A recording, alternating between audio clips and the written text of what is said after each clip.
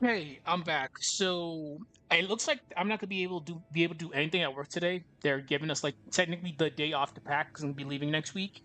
So what I'm gonna do is I'm gonna work for another hour, break to go grab chow, then come back in and start working on this again. So I should be done with this in the next couple of hours. So there may be a video later, depending on how things go. So we're just not gonna waste time. We're gonna get right into this, and probably by the end of the day, a video may be released. So let's get right to it.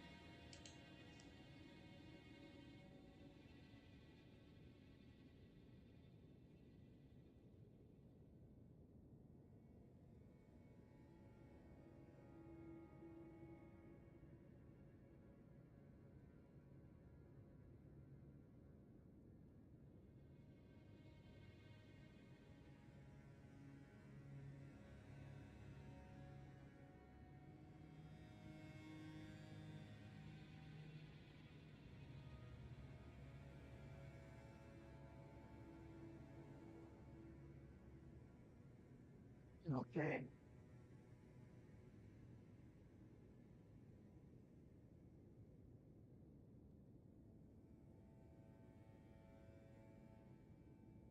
All right, I need better ambience. We're gonna get started with this in a moment. Let me just give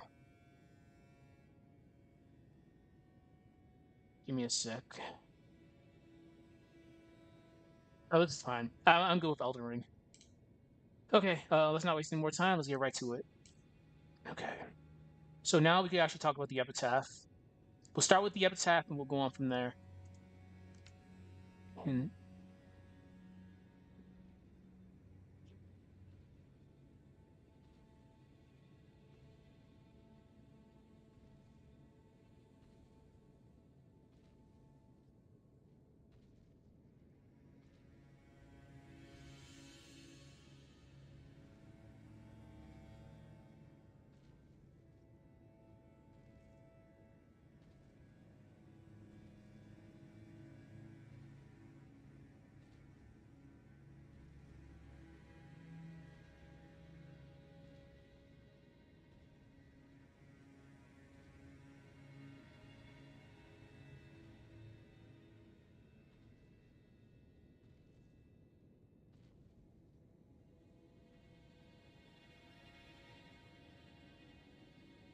I'm gonna change this later.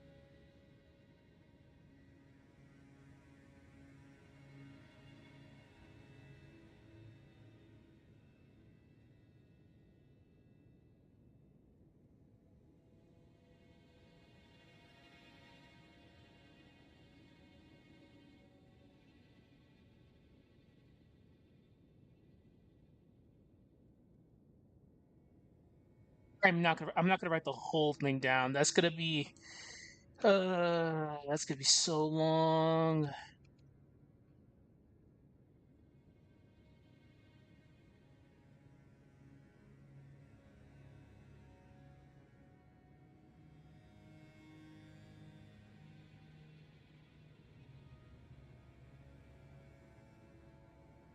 Okay, we can summarize this a little. We can summarize it.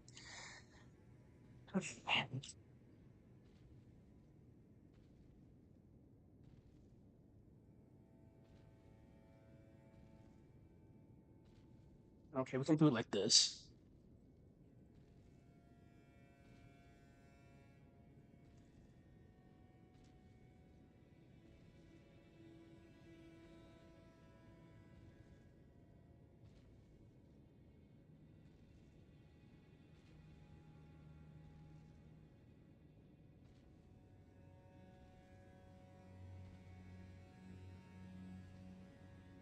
There's more to it, but I'm gonna put the significant parts. It's all significant, but I'm gonna put the portion that I feel helps this narrative a little bit better.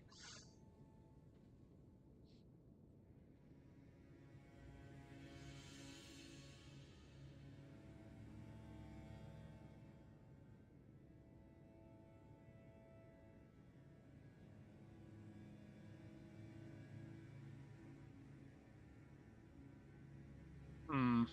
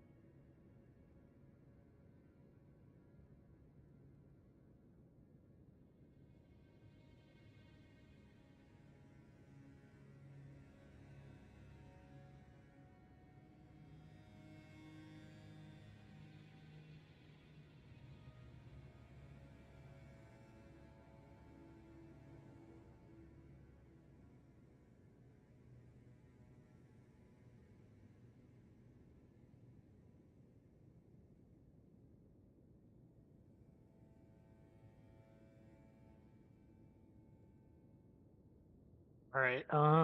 Should I write this?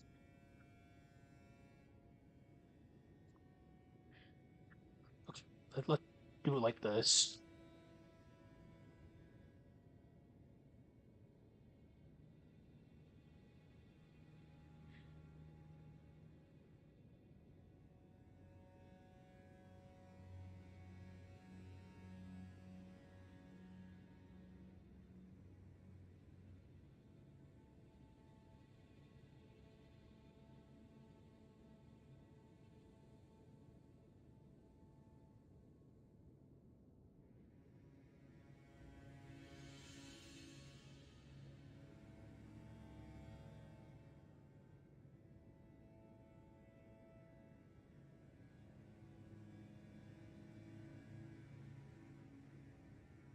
I was worried about this because now, since I mentioned the Golden Epitaph, I don't have to go in that much detail, but I have to mention a good chunk of it. But I have to word it in a way that doesn't like deviate from, hey, this is about Beatrice.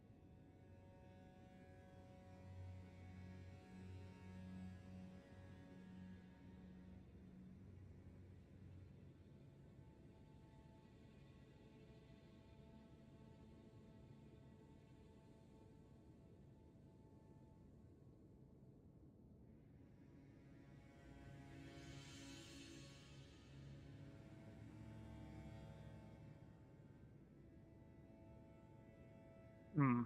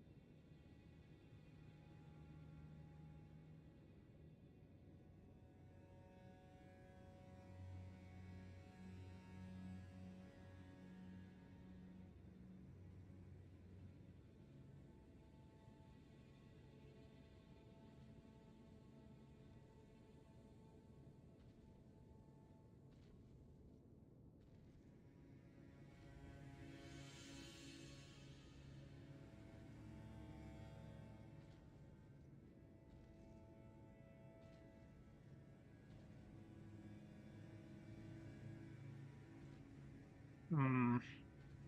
Okay. I feel that's fine. Like we don't need to go into that much detail about that. It's a good piece of information to have. It's like a central point, but the deeper we go into it, it could deviate from the actual plot of this damn video. Because this is more centered on Beatrice, but it does help with the narrative a little bit, but it doesn't need to be that like lengthy in detail.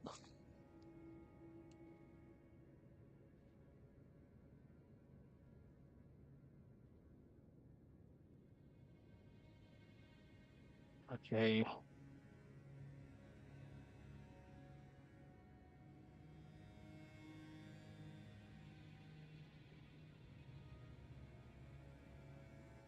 Okay. I think that's fine.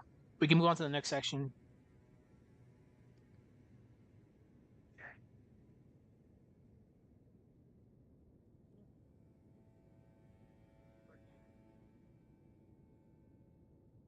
Okay.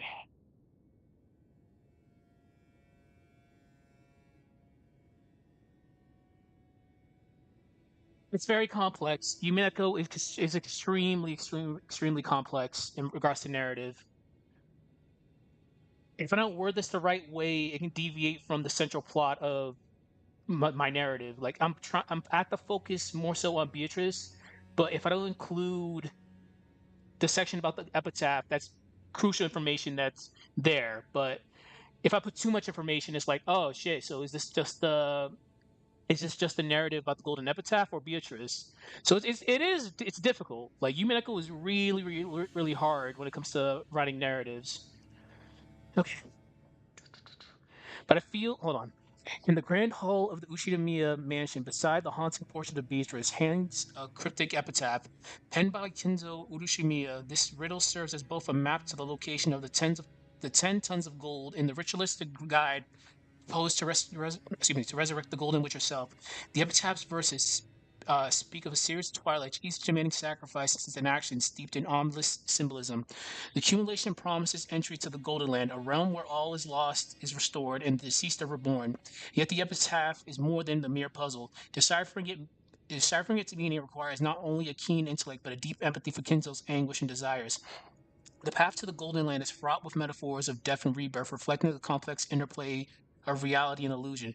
To confront the epitaph is to confront the very essence of Beatrice and the dark truths that shroud Rokenjima. That's fine. Like, if I go into any more detail, like, it's gonna go all over the place. Okay, so let me just make sure I got this. Okay, um, okay, that's fine. That's fine. That's fine. Okay.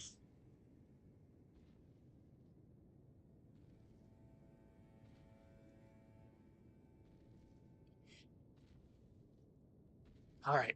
I think we're good. So we've mentioned the epitaph. Now we can actually go into the character herself.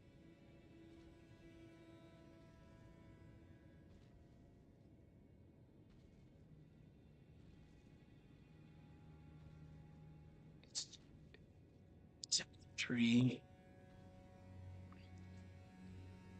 tree woven from legend, fear. But I had mentioned this before. She's similar to the Night of Wallachia and Tsukihime slash Melty Blood. Like a lot of her stuff is based on rumors and the consciousness. Yeah, the consciousness.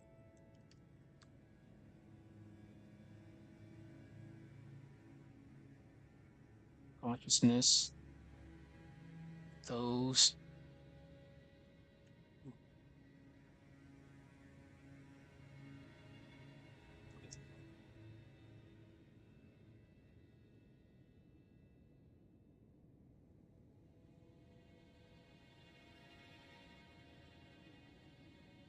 Hmm.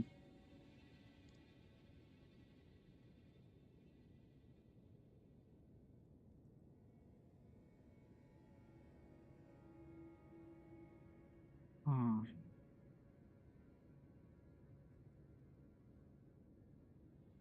I gotta pick a good word here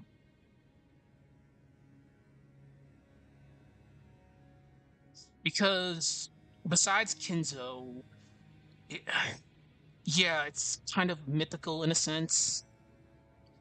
It's probably not the best word to use there, but we'll put it in there just as a placeholder for now.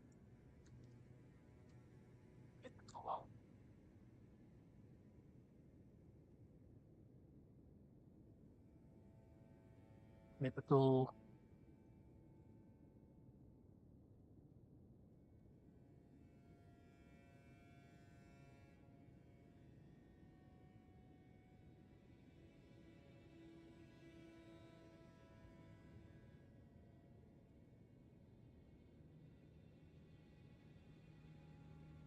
Beatrice's existence is a tapestry woven from fear, legend, and the conscience of those who speak her name. Initially introduced as a mythical figure within the Ushirimiya family's lore, the thing, it's like her presence, like she's not initially seen until the ending of episode one. Like a lot of the stuff that happens on Rokenjima, it's heavily implied to be supernatural, but they never see direct evidence of stuff happening. They just meet the after effects. People start dying in very grotesque manners.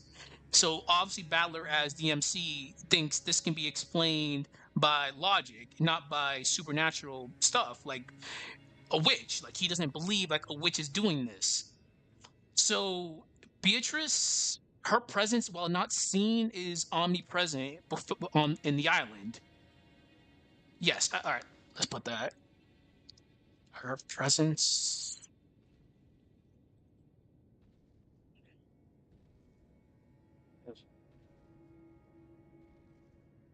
permeates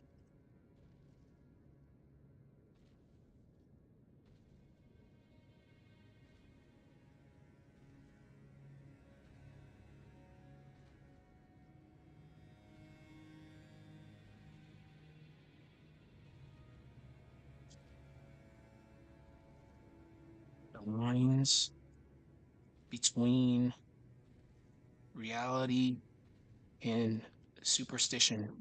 Especially since the way people die, it would be very, very hard to explain. Like let's pretend let's put Phoenix Wright over there.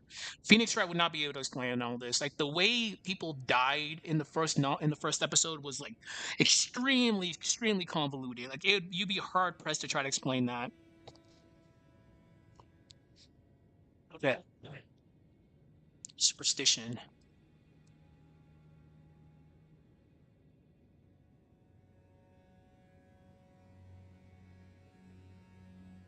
I should probably later go into details about some of the deaths, but again, it's like you start mentioning it's like, yeah, this person died in this manner, this person died in that manner.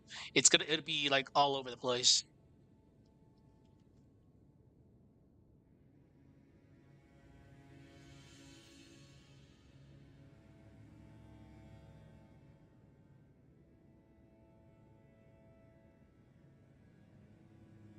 And as we know, there's like 50 of them. It's not 50 of them. I'm just throwing out that number, but she's not the only one. That's for sure.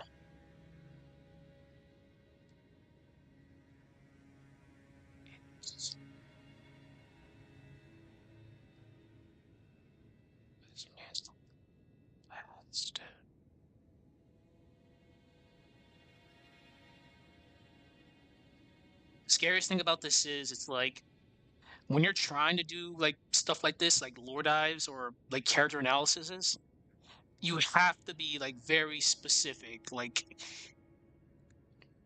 you have to mention there's especially specific excuse me, especially with Beatrice, you have to mention Virgilia because that's who she inherited the title from. But if you mention Virgilia, you might have to actually start talking about her, and that's another gigantic path of lore right there. So you don't want this to be like a massive like lore dump. Like you don't. Like you just need this as a basic overview of a character. This is who she is. This is what she represents. This is what she does. This is her relationships with other people, and go from there. But once you start introducing other factors, that's where you kind of can lose track of things.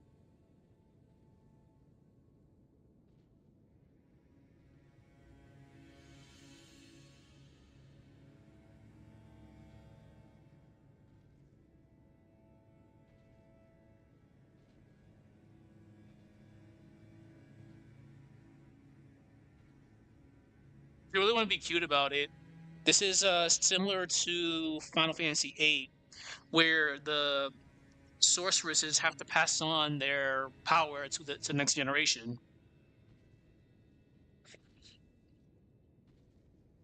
Okay.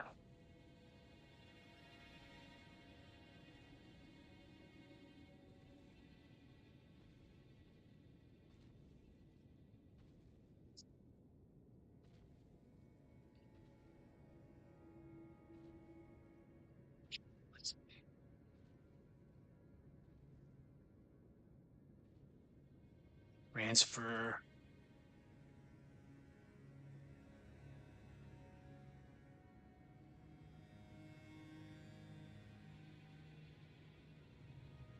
I gotta pay attention to the time because I have to go get chow soon. So I got like 30 minutes, look, 25 minutes. Then I gotta go grab some lunch. Then I'll come back and I'll work some more.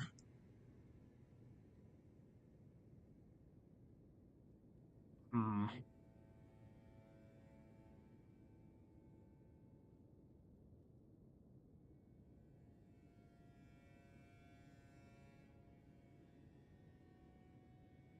Hmm.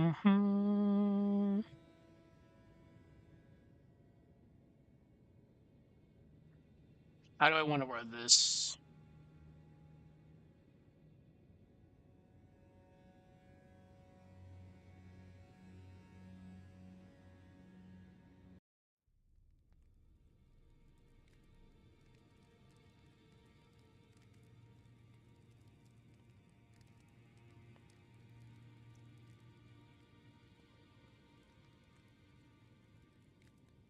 Authority.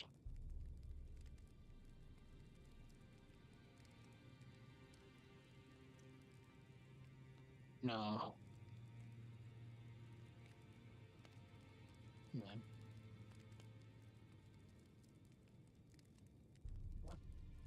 Gores. The notion that Beatrice embodies more.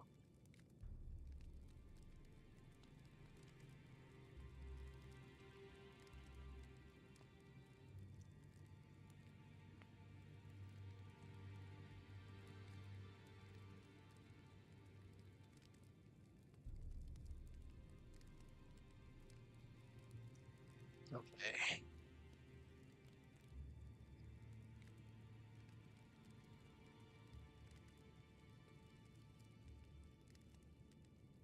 Hmm.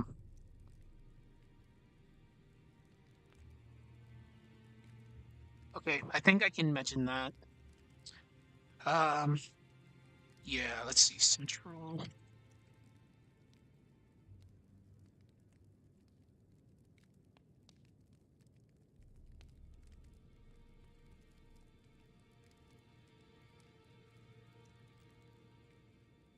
When I first heard them calling people furniture, oh my god. So that's tragic.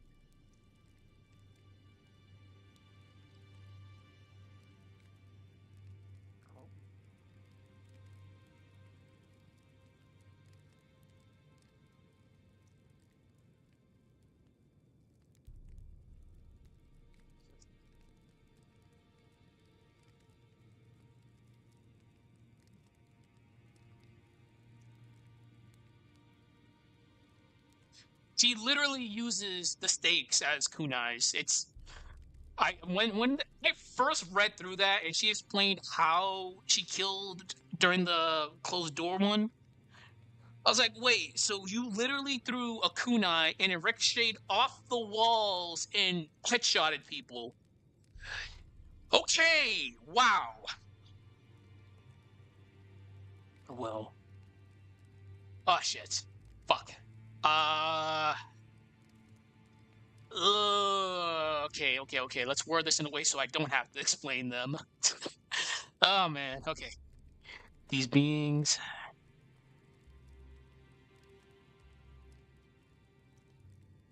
Okay.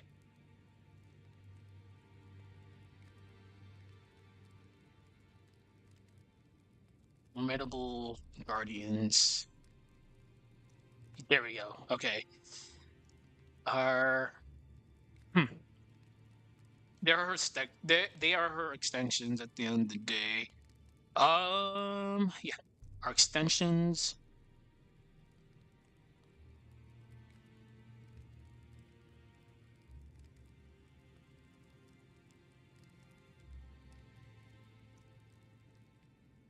Okay. Which is power and influence.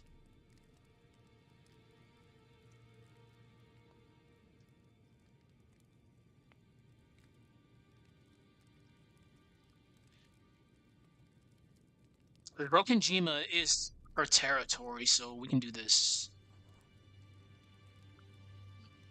I'm not using Beatrice as an example here. I'm just using just the overall concept of a witch. But it's obviously going to be implied that yeah, Beatrice has these set abilities because obviously Runaway is her butler and she has her stakes as her guardians on top of Virgilia and her other buddies. And Rokenjima is her territory.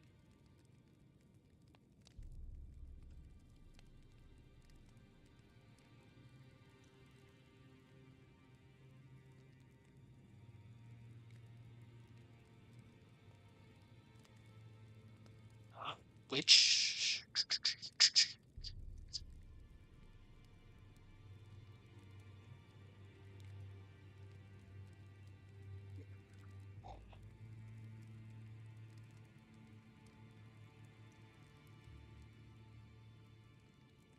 What's what's good to use here?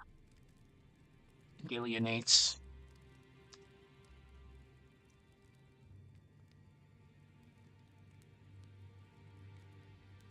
Alienates. Sphere of witches. Control. Hmm. Okay. I think that's good.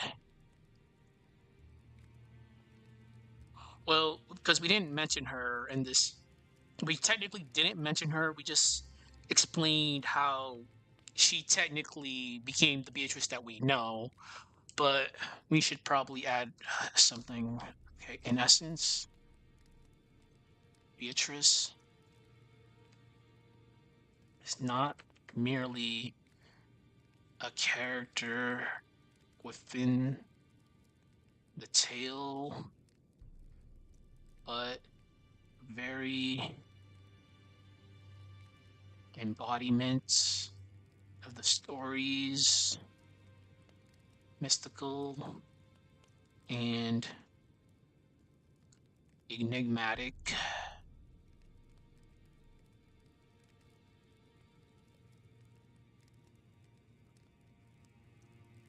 Since I've used that a lot. Well, at least I'm not writing tragic. Oh my god. Her existence. Yeah.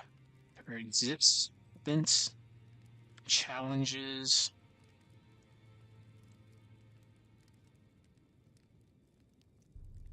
Her existence challenges perception,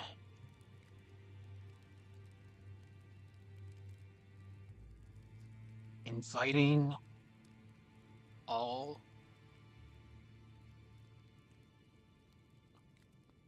to encounter her. Question the boundaries. You're gonna die. You're literally gonna die. Like her body count is like astronomical.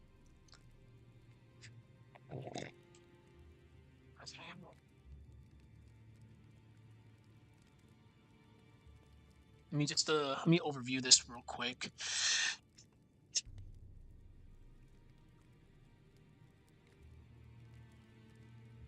Okay.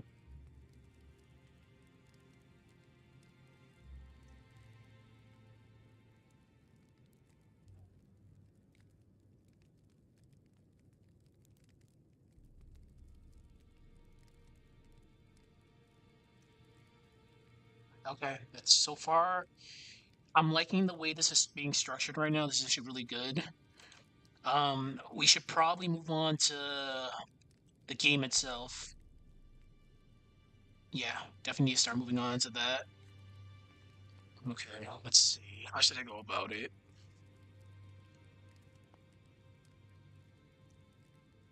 Okay. All right, I know how to structure this.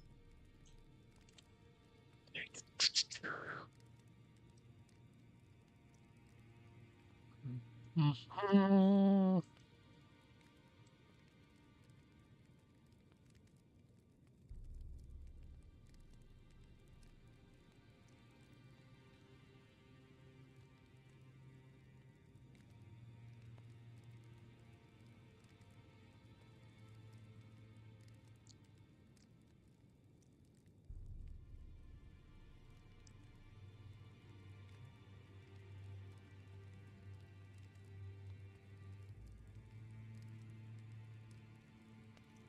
Okay, let me just switch music real quick.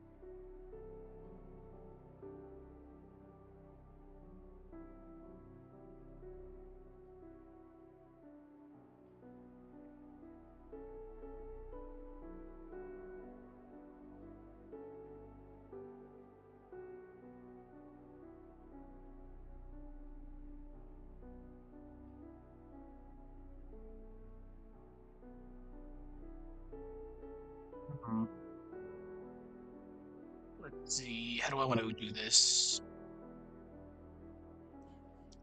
Establishes.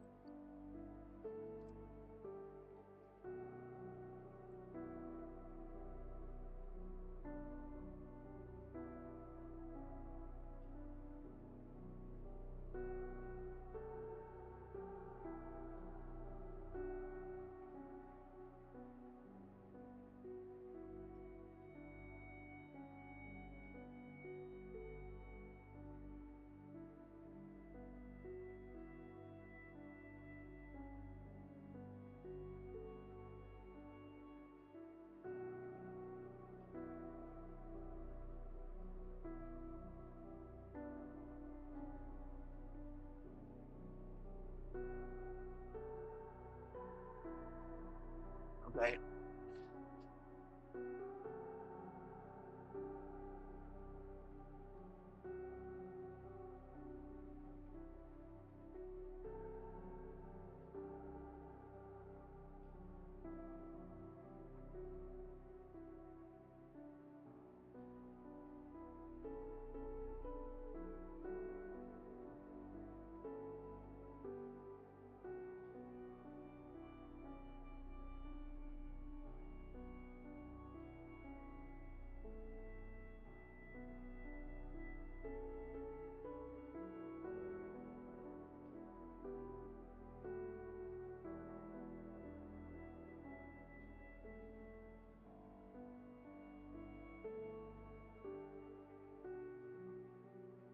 And oh man, it definitely does get elaborate.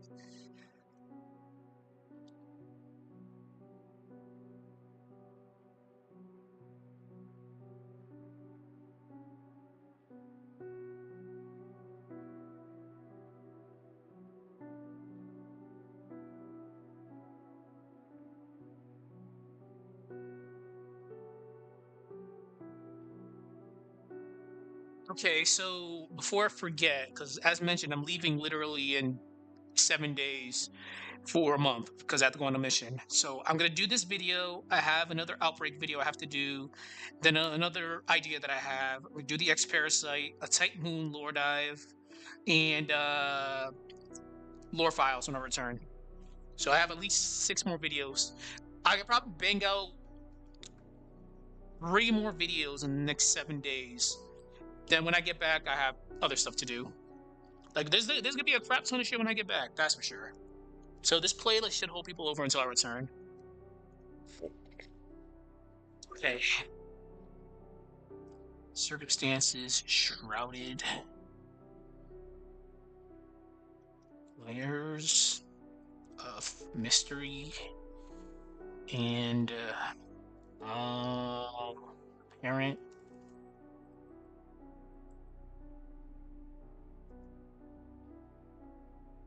magic. That.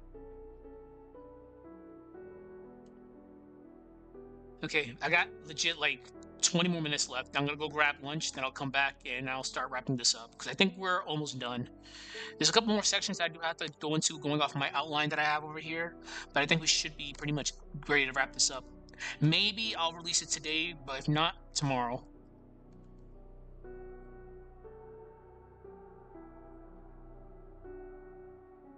Most likely gonna be tomorrow, which is. And if anybody ever has a request, just literally just comment on one of my videos. Hey, I want you to do a narrative on this topic or this character. I'm totally down to doing it. It keeps me busy and it keeps me occupied. I love lore. Hey, and lets me put this master's degree to work.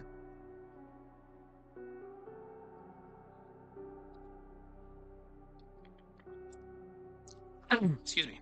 Okay. And the supernatural. Supernatural. No. Battler steadfast in his denial of witches and the supernatural.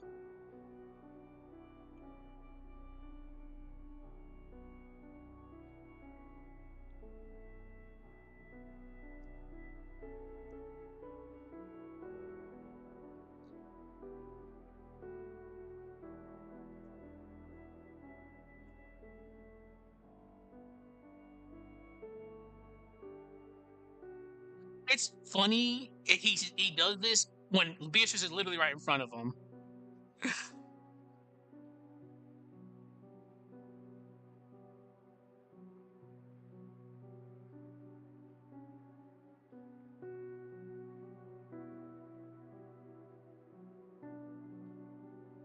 Oh man, I'm gonna have to read this over again.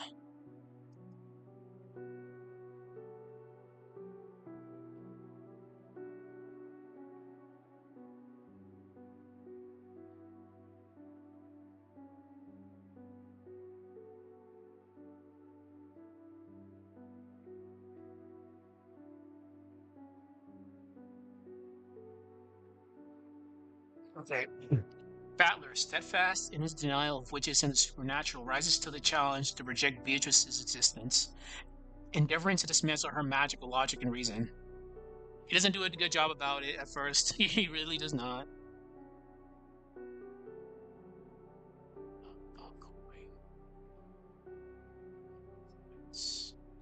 Once merely for dominance, but serves a deeper purpose.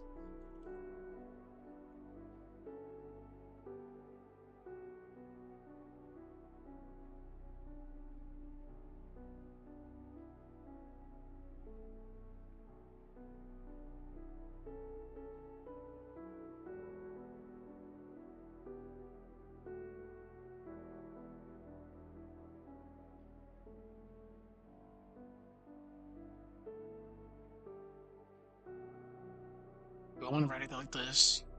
Perceive underlying truths.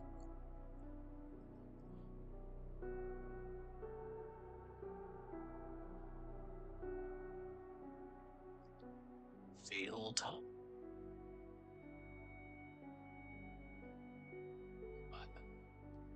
Yeah, right. Oh, that's good.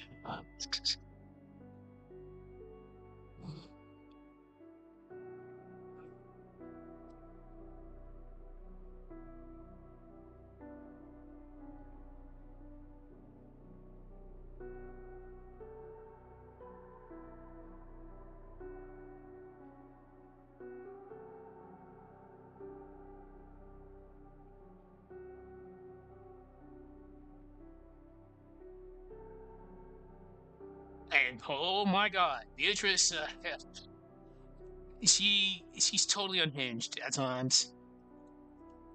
She delights in Battler's struggles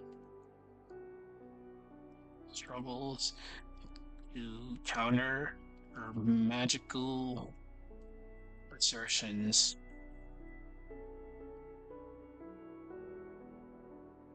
Battler's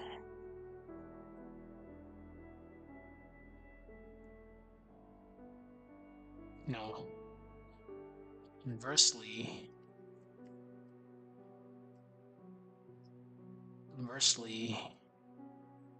Battler's persistent refusals to concede to the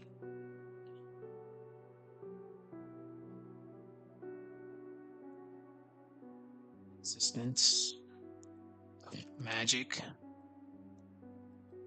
streets restaurants.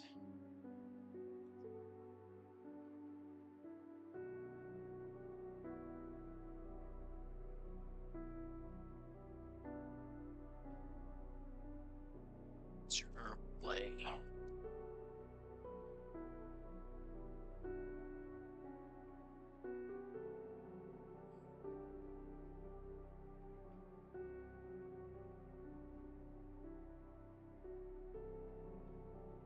I've wanted an excuse to use waltz.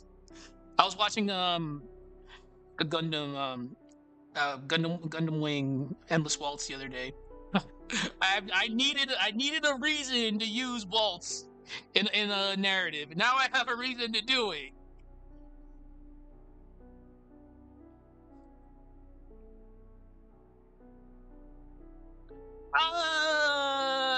Not the best word to put. No, not the best. They're adversarial yet.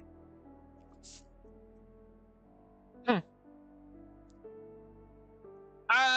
Yeah, we can use it, but it's a little bit too strong of a word to use. This adversarial yet. Yeah, fuck it. We're gonna use it. Intimate waltz. There we go. All right, that just made my day being able to use that. Use that in a sentence. Underscores the series. The series is an exploration of truth versus illusion.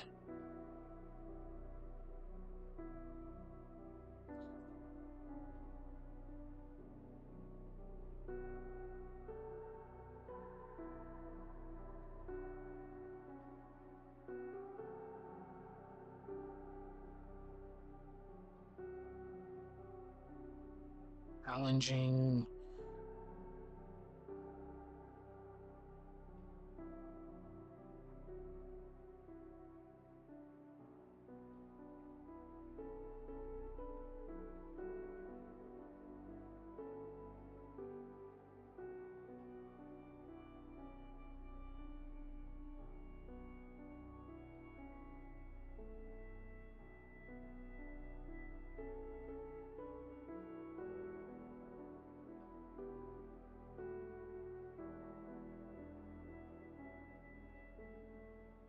The thing is, Balor does struggle a lot against Beatrice. He really does.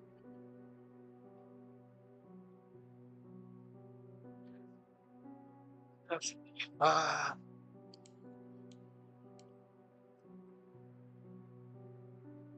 let's see how this looks.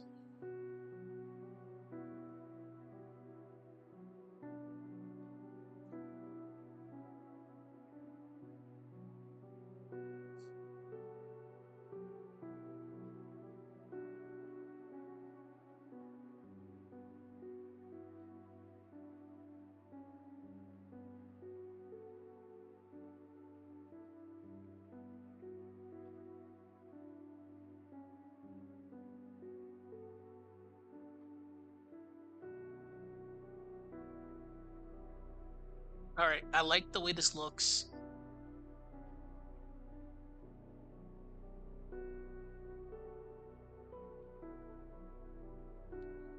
Okay.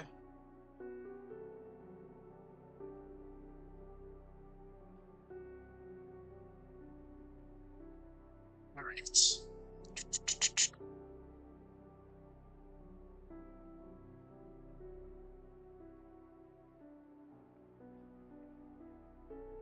Okay.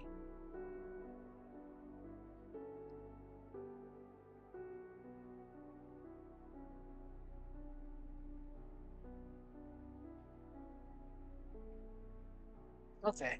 We can go into this part.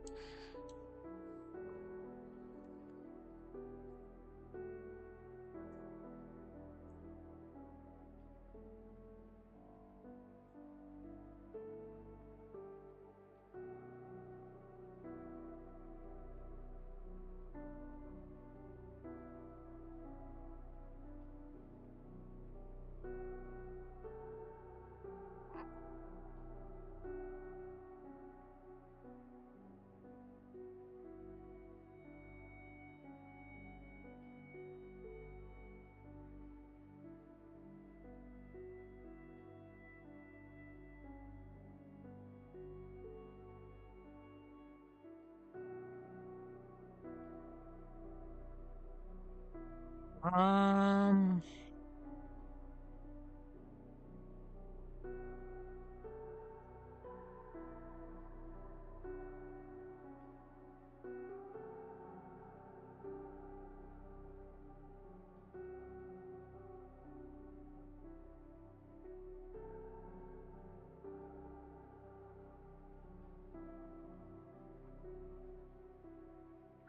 In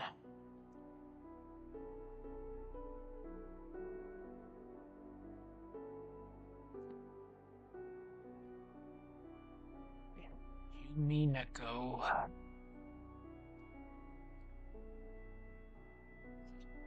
Magic becomes a metaphor.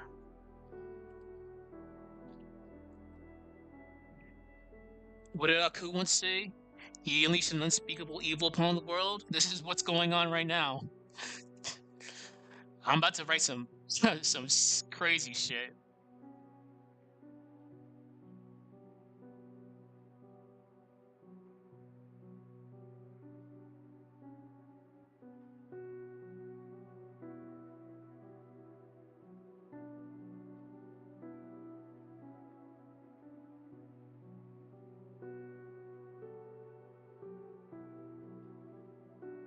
Oh god, yeah, that sounds so cringe. It sounded good in my head, but I'll read it over again.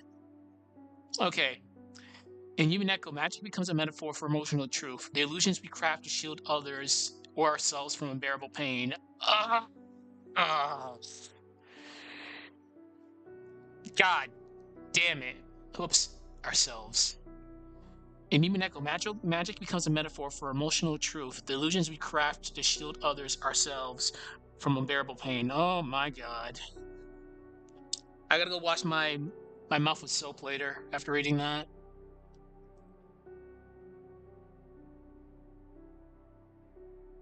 Our witchcraft is narrative itself. Constructed to blur. Constructed to blur the lines between fact and fiction until the reader questions what's the audience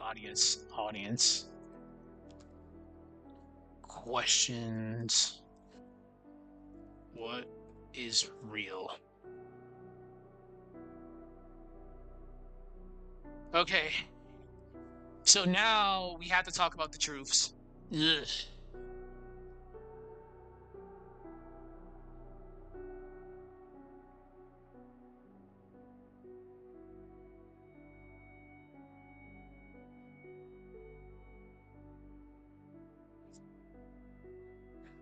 I'm not gonna give. I had an example written out, but I think I can word this in a way that I don't need to put the examples.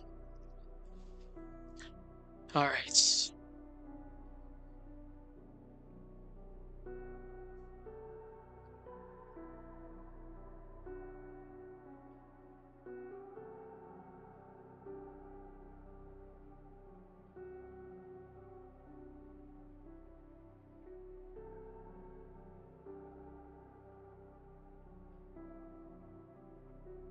We got 5 minutes left.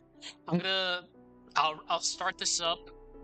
I'll go have lunch, then I'll come back and I'll get right back to it.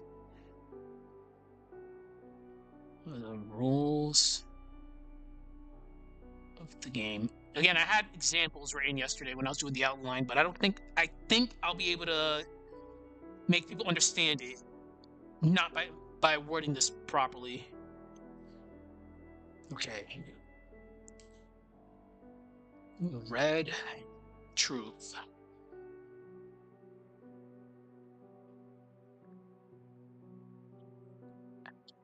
Loot.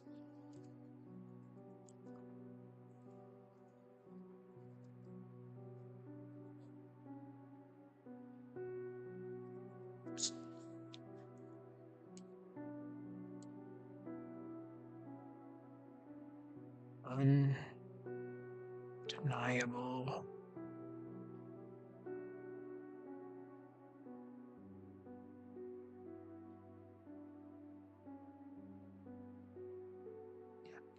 Been presented without context.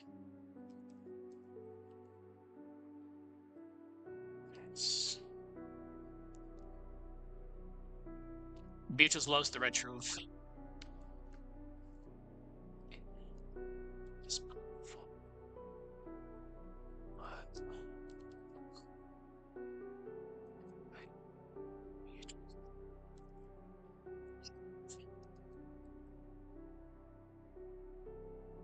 Yeah, man's acceptance.